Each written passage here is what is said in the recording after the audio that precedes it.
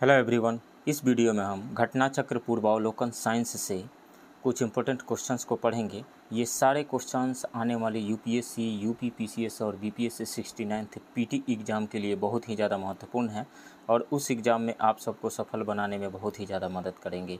आप इस वीडियो को लाइक कीजिए, शेयर कीजिए और यदि इस चैनल को सब्सक्राइब नहीं किए हैं तो प्लीज़ इस चैनल को सब्सक्राइब कीजिए। तो चलिए शुरू करते हैं। Question number 1। एक विशेष दिन व समय में चूरू में 48 डिग्री सेल्सियस व शिमला में 24 डिग्री सेल्सियस तापमान था। सभी रूपों में समान धातु के 2 प्यालों में पानी चूरू में 95 डिग्री सेल्सियस एवं शिमला में 71 डिग्री सेल्सियस पर रखा गया है। दोनों में से कौन सा प्याला कमरे के तापमान पर पहले पहुंचेगा?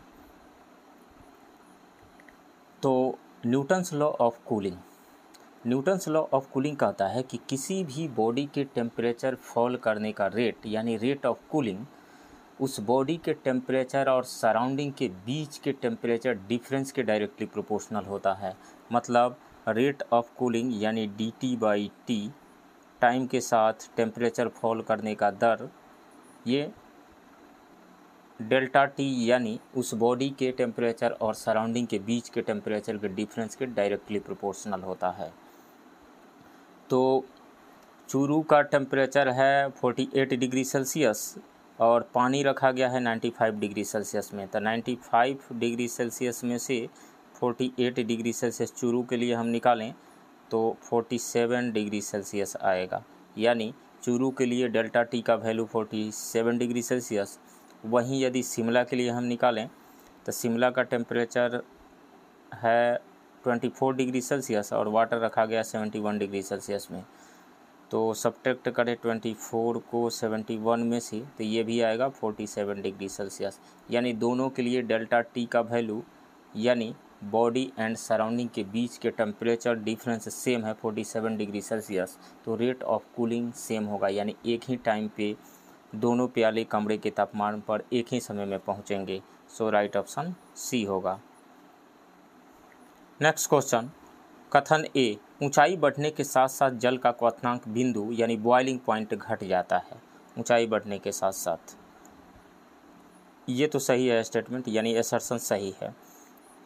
ऊंचाई के साथ वायुमंडलीय दाब बढ़ता जाता है नहीं, ऊंचाई के साथ वायुमंडलीय दाब यानी एटमॉस्फेरिक प्रेशर कम होने लगता है।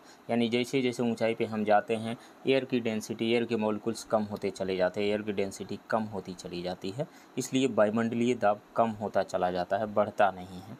तो रीजन गलत है, असर्शन सही है लेकिन रीजन गलत है। सो राइट ऑप्शन सी होगा। ऊंचाई बढ़ने के साथ साथ क्वथनांक बिंदु यानी बॉइलिंग पॉइंट घटता है। ऐसा क्यों होता है?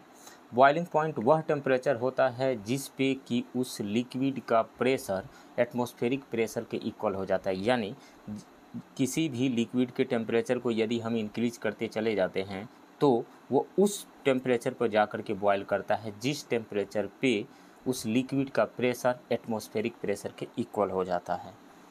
तो ऊंचाई बढ़ने के साथ साथ एटमॉस्फेरिक प्रेशर डिक्रीज होता है, इस कारण से बॉइलिंग पॉइंट भी घट जाता है।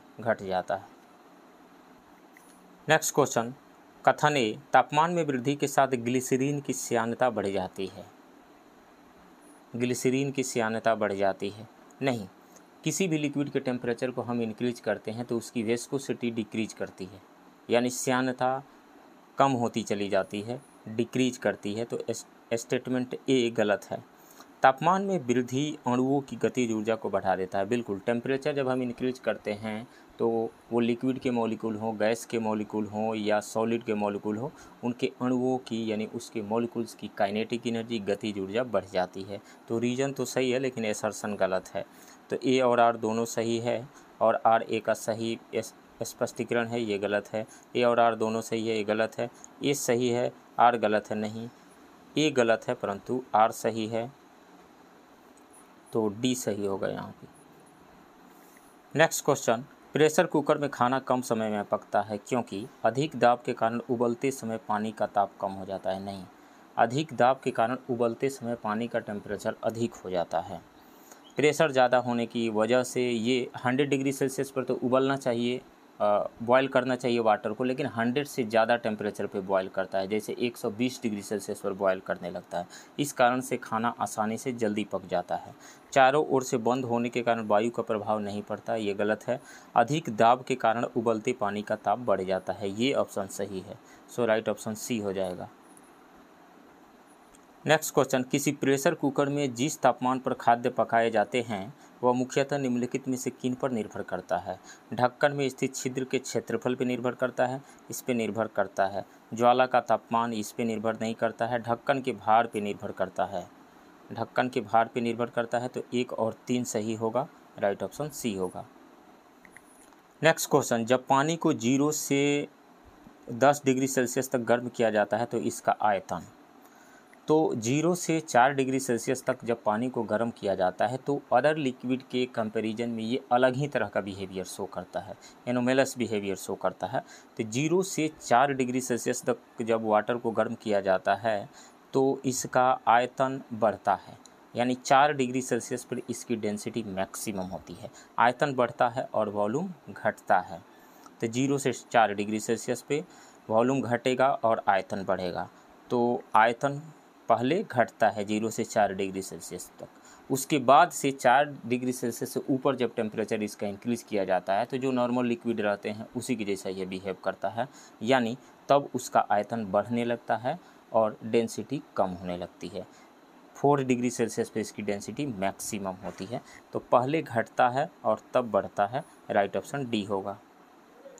नेक्स्ट क्वेश्चन, निम्न कथनों पर विचार कीजिए। 100 डिग्री सेल्सियस पर भाप तथा 100 डिग्री सेल्सियस पर उबलते जल में ऊष्मा की मात्रा एक समान होती है। नहीं, 100 डिग्री सेल्सियस पर जो भाप है, स्टीम है, वो उसके अंदर गुप्त ऊष्मा है, यानी लेटेंट हीट है। कितना लेटेंट हीट है? 536 कैलोरी पर ग्राम लेटेंट हीट ज़्यादा है, यानी 100 डिग्री सेल्सियस पर उबलते जल की अपेक्षा 100 डिग्री सेल्सियस पर के स्टीम में 536 कैलोरी पर ग्राम एनर्जी ज़्यादा है। तो समान तो नहीं है, इस कारण से ये स्टेटमेंट गलत है। बर्फ़ की संगलन गुप्त ऊष्मा तथा जल की वाष्पन गुप्त ऊष्मा बराबर होती है। नहीं, latent heat of fusion of ice होता है 80 कैलोरी पर ग्राम, जबकि latent heat of vaporisation of water होता है 536 कैलोरी पर ग्राम। तो इस कारण से बर्फ़ की संगलन गुप्त ऊष्मा 80 कैलोरी पर ग्राम होती है, जबकि जल की वाष्पन गुप्त ऊष्मा 536 कैलोरी पर ग्राम होती है। दोनों बराबर नहीं हैं, इसलिए ये स्टेटमेंट गलत है। वातानुकूलक में कक्ष वायु में वाष्पित कुंडली में ऊष्मा का निष्कर्षण होता है तथा द्रवणित कुंडली पर ऊष्मा का निर्षण होता है। बिल्कुल, इवेपोरेटर कॉइल्स में हीट का एक्सट्रैक्शन यानी निष्कर्षण होता है, जबकि कंडेंसर कॉइल पर हीट का निर्षण होता है। ये स्टेटमेंट बिल्कुल सही है। तो तीसरा सही है, केवल 3 सही है, राइट ऑप्शन डी होगा। नेक्स्ट क्वेश्चन, जब किसी बोतल में पानी भरा जाता है और उसे जमने दिया जाता है, जब किसी बोतल में पानी भरा जाता है और उसे जमने दिया जाता है तो बोतल टूट जाती है, क्योंकि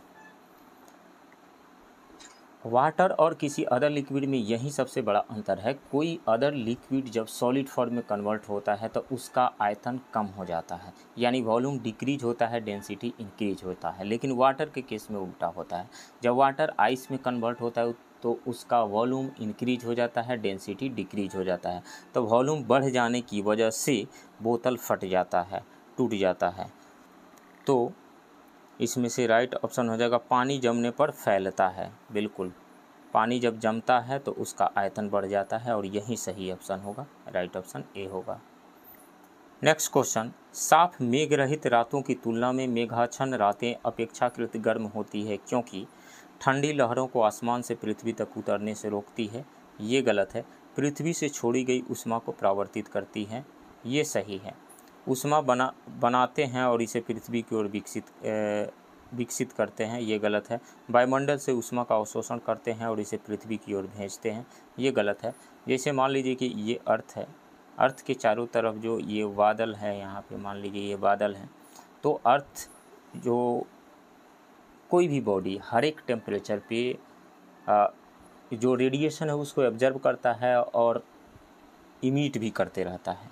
यानी एब्जर्प्शन एंड एमिशन दोनों होते रहता है। उसी प्रकार से अर्थ जो है रेडिएशन को इमिट भी कर रही होती है। तो जो ये रेडिएशन अर्थ के सरफेस से जाता है उसको बादल फिर से अर्थ के सरफेस की ओर रिफ्लेक्ट कर देते हैं।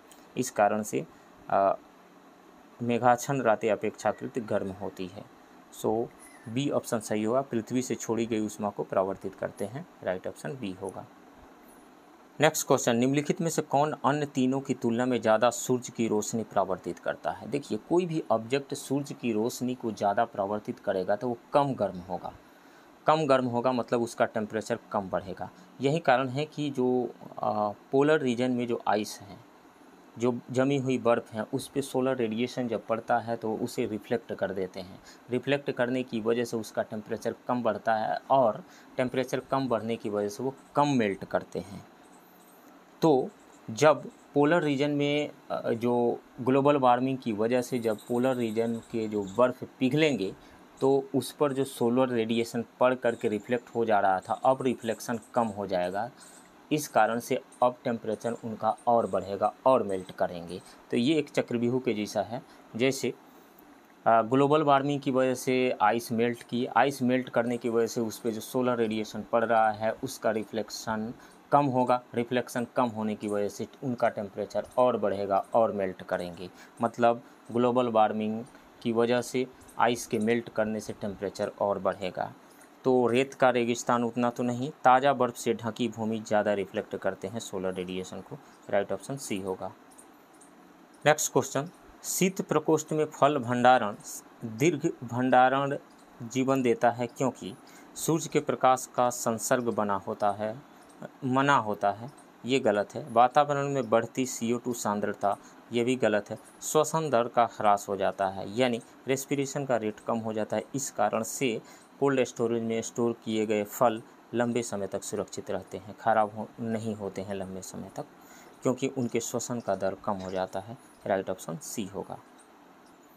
नेक्स्ट क्वेश्चन, हाइड्रोजन से भरा हुआ पॉलीथीन का गुब्बारा पृथ्वी के स्थल से छोड़ा जाता है, वायुमंडल में ऊंचाई पे जाने से गुब्बारे के आमाप में कमी आ जाएगी।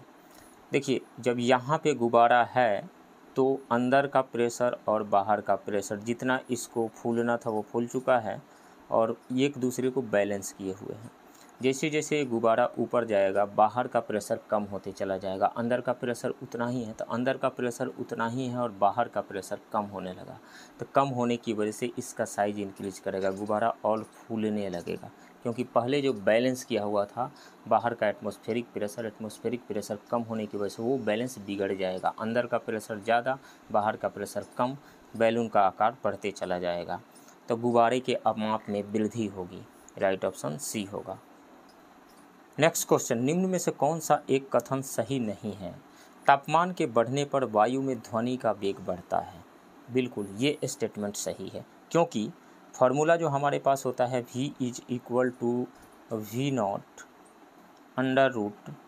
√1 + T/273। T क्या है, टेम्परेचर है, या यूँ कहें कि V डायरेक्टली प्रोपोर्शनल होता है √अंडर टेम्परेचर के, यानी टेम्परेचर इंक्रीज करता है तो स्पीड ऑफ साउंड भी इंक्रीज करता है। ये बात सही है। तापमान के बढ़ने पर वायु में ध्वनि का वेग बढ़ता है, ये स्टेटमेंट सही है। वायु में ध्वनि वेग दाब पर निर्भर नहीं करता है।